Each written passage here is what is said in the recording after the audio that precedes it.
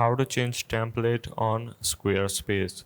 So as of 2024, there is no feature available in the Squarespace that you can change your template in a click, because 2 years ago at the end of 2022, Squarespace removed the need of having a switch template option. Right now you just have the styles option which you can click, and you can change the fonts, colors and buttons. According to Squarespace, each template will have the same features, and all of the features for all the templates are accessible for any site than any template that you have picked in the start of creating your website. Most people found it annoying that they have removed a simple feature from the options menu, but this is what it is. 2 years ago, Squarespace removed this particular feature, and now you cannot change the templates. All you can do is change the styling from the scratch, or you can also build your website from the scratch, which is again very inconvenient.